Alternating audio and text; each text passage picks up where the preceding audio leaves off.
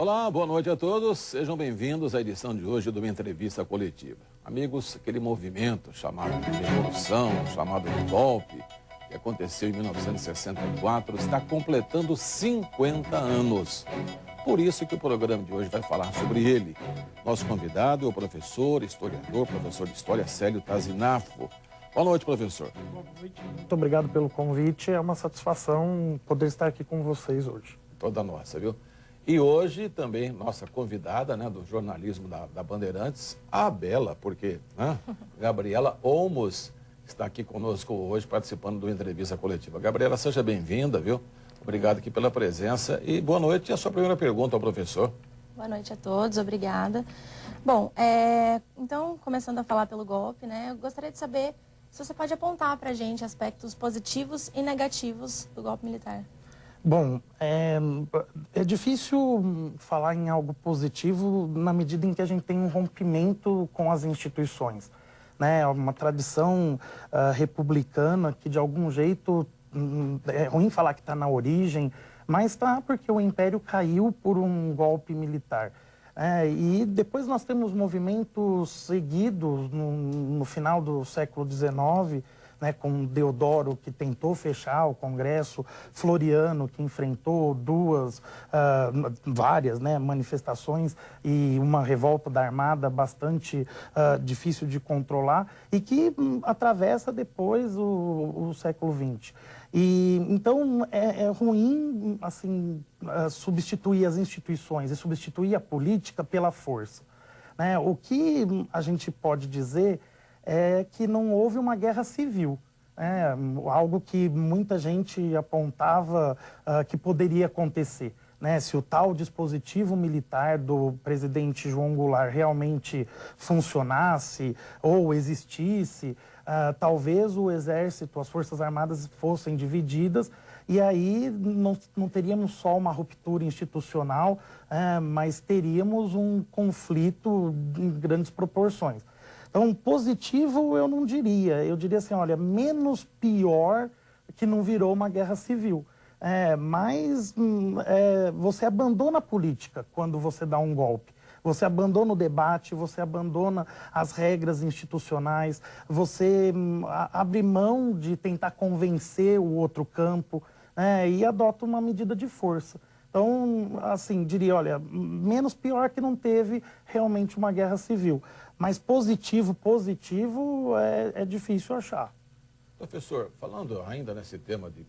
O negativo hoje está na boca de todo mundo. 50 anos depois é muito simples falar dos aspectos negativos, né? Mas com relação ao positivo, quem defende esse movimento de 64 diz que ele surgiu para evitar que o outro lado desse o tal golpe. Então vamos chamar de golpe. Surgiu o golpe de direita porque a esquerda ia dar um golpe. Então nós teríamos aqui, de qualquer maneira, uma ditadura, não de militar, mas de algum ditador de esquerda. A senhora, historicamente falando, a senhora acha que existia esse risco à época ou não? Olha, existia pelo menos a vontade dos dois campos de tomar o governo e implantar medidas à força. Isso é muito evidente. Não sei a viabilidade, isso é difícil saber a viabilidade desses grupos de esquerda. Mas até as vésperas do golpe, também se tinha muita dúvida sobre a viabilidade de um golpe à direita. Mas se nós olharmos os programas, por exemplo, do partido do PCdoB, era um programa de guerrilha, né? Ou seja, tomar o poder a partir do interior, inspirado muito na Revolução Cubana e nos métodos do Che Guevara. Se a gente olha as ligas camponesas, né, do Julião, desde 62, tinha lá a proposta reforma agrária na lei ou na marra. Então, sim, era um momento de radicalização dos dois lados. E a questão é que o clima da Guerra Fria favorecia muito isso, né? A ideia de, olha, ou se é pró-capitalismo, propriedade, família, ou se é esquerdista, contrário à propriedade, contrário à família, a favor da desordem. Então, são extremos que tinham lá internamente muitas nuances. Nem todo mundo que não queria os comunistas estava disposto a uma ditadura. Mas a gente tinha claramente estavam viabilizando 3 candidaturas institucionais, vamos dizer assim, presidenciais para 65. O JK, que tinha uma enorme rejeição, ao que hoje não, né? Parece que o JK disputando qualquer eleição ganharia, mas não era o que a gente tinha em 63, 64. O Carlos Lacerda, que ficou conhecido como demolidor de presidentes, defendeu o golpe dezenas de vezes. Tem um discurso dele famoso, ainda quando se especulava se o Vargas voltaria a ser candidato em 50, na sucessão do Dutra, e ele dizia, o senhor Getúlio Vargas não deve ser candidato. Se for candidato, não deve ser eleito. Se for eleito, não deve governar. Então, estava radicalizado mesmo. E tem, na outra ponta, uma menos viável institucionalmente, porque a reeleição era proibida pela Constituição de 46, que era do João Goulart, que estava, assim, manobrando e tentando se viabilizar para efetivamente governar. E, de alguma maneira, os setores políticos partidários da direita, de centro, não eram satisfeitos com nenhum dos 3. Talvez porque, no caso do JK, pesasse o desgaste das denúncias de corrupção e da inflação, do rompimento, do rompimento com o FMI, ou seja, ele não era tido como um candidato que garantiria uma estabilidade econômico-financeira. Por outro lado, o Carlos Lacerda parecia meio lunático, aos olhos de muitos, errático, se bem que quem tinha votado em Jânio, o Carlos Lacerda não estava tão... assim. E o João Goulart, que não tinha mostrado a que tinha vindo.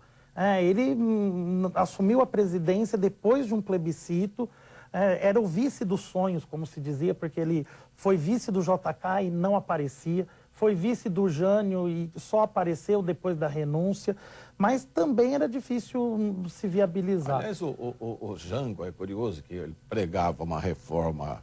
As reformas de base. A reforma de base, inclusive a reforma agrária, sendo ele, na época, um dos maiores latifundiários do Brasil. Mas são umas coisas assim. Sim, mas aí os projetos de reforma de base, eles não foram muito detalhados. Isso é importante a gente sempre lembrar. Nem todo mundo gosta que se diga isso, mas eles ficam muito no campo de um romantismo idealizado. Olha, reforma agrária... A única vez que o João Goulart falou oficialmente de reformas de base, com esse termo, juntando todas, foi na mensagem que ele mandou para o Congresso em março de 64. Então, para o João Goulart faltava um pouco de habilidade. Talvez se ele tivesse sido menos retórico e os projetos tivessem um formato mais específico, ele não teria tanta gente contra ele. No fim, ele não tem apoio porque, eu sou a favor da reforma agrária. Ele está dizendo que vai fazer, mas qual a reforma agrária dele? Ele é o proprietário? Será que vai ter uma reforma? Dele, pois é. Então, aí para uns ele dizia, não, mas faremos reforma agrária nas terras devolutas da União. Quais são as terras devolutas da União? Então, aí o ambiente radicalizado, soltando... bombas retóricas, reforma na educação, reforma agrária. Eu concordo com o Hélio Gaspari quando ele diz que claramente o João Goulart só pode ser colocado à esquerda porque ele defendia o voto do analfabeto. É a única, assim, o único ponto mais evidente do posicionamento, porque ele era tido como pelego pelos comunistas, vinha da tradição getulista, então era difícil, ele não estava nem lá nem cá. E aí, Gabriela? Que a gente pode fazer uma comparação com o governo do João Goulart com o governo atual da Dilma? Porque assim, a gente tem ouvido falar, justamente, mais ou menos pegando nesse gancho do que você está falando. Olha, o governo João Goulart, isso dito nas memórias dos assessores, era uma bagunça. Não sou eu quem diz isso, era uma bagunça. Os ministros, os assessores diziam que ele não tinha nenhuma vocação para a administração cotidiana da máquina pública, que ele se perdia em dezenas e mais dezenas de conchavos, que era o que ele mais gostava de fazer.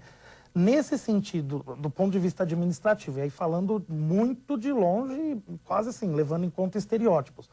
A Dilma se perde por não gostar da politicalha. Dizem que a articulação do governo é ruim no Congresso, que ela não tem disposição para conversar e que ela fica grudada em minúcias da burocracia, da administração, que devora todos os relatórios. Tem um caso que é o Roberto Campos, que era detestado pelas esquerdas, conta que ele preparou um dossiê para o João Goulart sobre a situação Brasil e Estados Unidos, e o ministro das Relações Internacionais, dos Negócios Estrangeiros, o Santiago Dantas, disse, olha, reduz o texto porque são 30 páginas e ele não vai ler. Aí ele reduziu para 5. E o ministro disse, ele não vai ler. E aí ele reduziu para 3. Eu não sei se isso é verdade. Quem conta o episódio, quem resgatou o episódio recentemente foi o Marco Antônio Villa, mas está lá nas memórias do Roberto Campos. Então, ele era, outros, né? O Celso Furtado dizia que ele era primitivo, que ele não tinha uma noção da administração e do peso de um governo. Então, tudo isso para dizer, olha, acho que talvez o melhor dos mundos fosse uma mistura da Dilma com ele, né, considerando os estereótipos. Não acho que sejam iguais, mas a Dilma flertou um pouco com um certo golpismo no ano passado, nas manifestações de junho, pedindo lá, não digo golpismo, mas aquela coisa de vamos passar por cima do Congresso. Vamos fazer uma constituinte específica, vamos fazer referendo, nada avançou, mas é um estilo aí que aproxima nesse momento do João Goulart. Quando ele prescinde do Congresso e vai fazer o comício da Central do Brasil, ele está prescindindo das instituições, da negociação miúda e aquela coisa do líder se identificando diretamente com as massas, que é uma tradição getulista, né? Vamos fazer aquele pequeno intervalo. Estamos conversando hoje com o professor Célio Tazinafo, que é professor e historiador, sobre o movimento de 64. Golpe, revolução, nenhum dos dois, oportunistas. A gente continua falando já já. Aguardem.